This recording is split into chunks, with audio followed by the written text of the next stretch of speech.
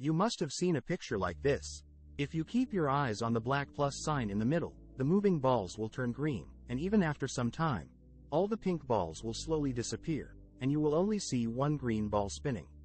In fact, there is no green ball, and the pink ball does not disappear.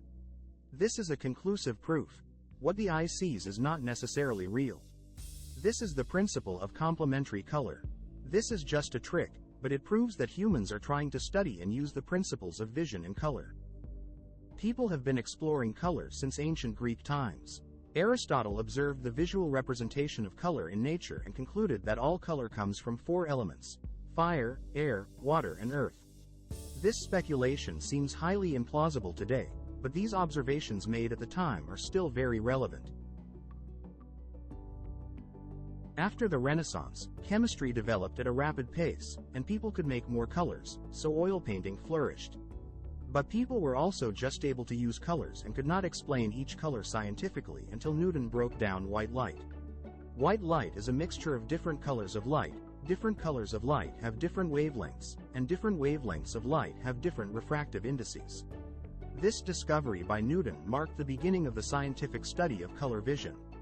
To explain how the human eye processes different colors of light, Young and Helmholtz proposed and developed the trichromatic theory. They hypothesized that there are three different receptors that function together in the human retina. All colors are made up of a mixture of the three colors. Later, the physiologist Herring found, based on his research, that red and green, yellow and blue, white and black always present an opposing relationship of color phenomena. That is to say, there is no black and white color, or red and green color, or yellow and blue color in the world. Nowadays, we can make all kinds of color objects, and we can also use the camera to accurately restore them. But does this mean that the world is really like this? First, we need to understand how vision has evolved. 500 million years ago, early in the Cambrian explosion of life, all animals didn't even have photoreceptor cells, let alone eyes. So, where did we get our first photoreceptor cells? The answer is plants. There is genetic evidence that the animal vision gene PAX6 originated from plants, and that the animal optic violet protein is almost identical to the optic violet protein found on phytoplankton. Perhaps our animal ancestors devoured a vortex flagellate, a phytoplankton whose light-sensitive proteins allow it to find a light source for photosynthesis. Instead of digesting it, our ancestor accidentally integrated its PAX6 gene into its own germ cells, giving its offspring the first light-sensitive organ. Just a light-sensitive spot that senses light and dark, but sees nothing, but this light-sensitive organ gives the animal a great survival advantage. This laid the foundation for the development of the eye, the first leap in the history of evolution, leading us to a world of light. The evolution of the eye was an information war between animals. But since the eye evolved, the information it can access about the environment is greatly enhanced compared to the other senses.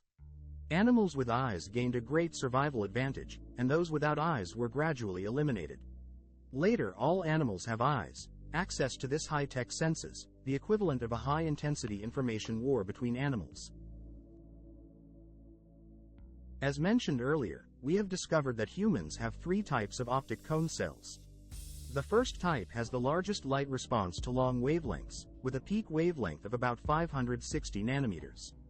Sometimes this type of optic cone cell is referred to as L. The second type has the largest light response to medium wavelengths, peaking at 530 nanometers, and is often referred to as M for this medium. The third type has the largest light response to short wavelengths, peaking at 420 nanometers, and is referred to as S for short. In order to win the competition for survival, the eye evolved along with a brain capable of processing visual information. The eye gets a lot of information that requires a powerful brain to be able to process it consistently. It told us that vision is by nature an electromagnetic wave detector, and the brain, wanting to better process this information, had to evolve a color representation system. The colorful world we see is not what the world is supposed to be. For example, many mammals are yellow-green blind, So why can tan-colored lions hide in the grasslands? Because other mammals can't distinguish between yellow and green either. So the tan color becomes a protective color instead.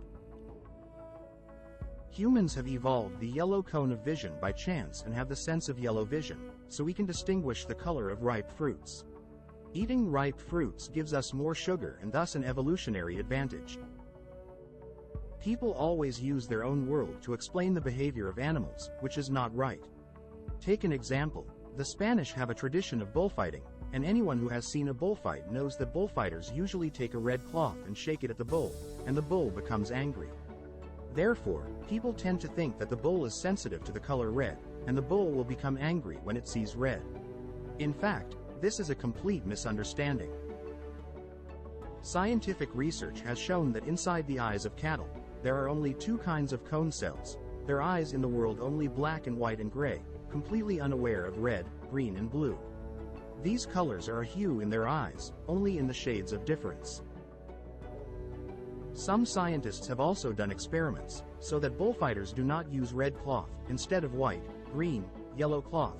Cattle still see the excitement, as usual, can complete the bullfight.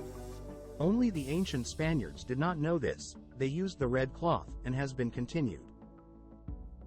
So how did the bull get excited during the bullfight?